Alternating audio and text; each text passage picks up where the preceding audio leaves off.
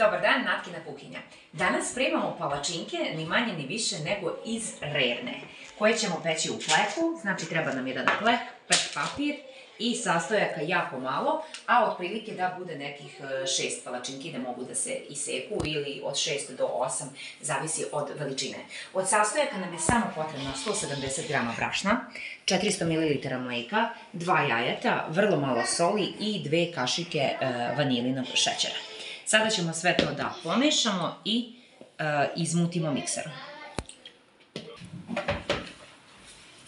Razlili smo, znači polagano, i morate znati da je ovo bez trunke ulja, masti, kako god. Mama, da li mogu ja da pomažem?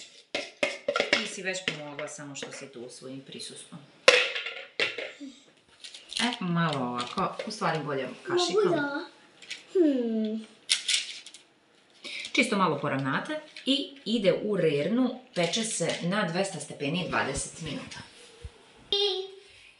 Evo, mi smo izvadili iz rerne, izgleda ovako i sad ćemo uzeti i iseći onako kako vi volite, veličinu, i da kažem da je naš predlog za mazanje pavlaka, marmelada od višnje i jabuke, med i jedan savet, ne znam da li ste nekada probali mešavinu šećera i kakaoa, baš posuti po vrućem onome što se maže, brzo urolati i tako se lepo istopi i bude kao neki domaći čokoladni namaz.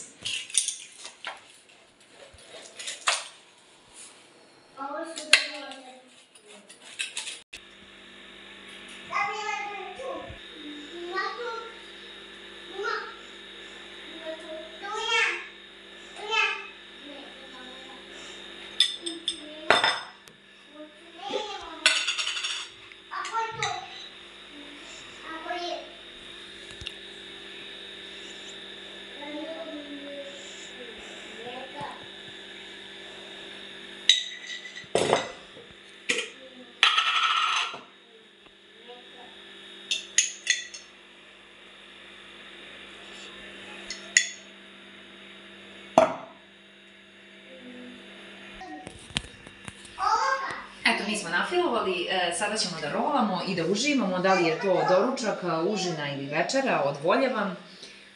Natkina kuhinja, prijetno! Ćao!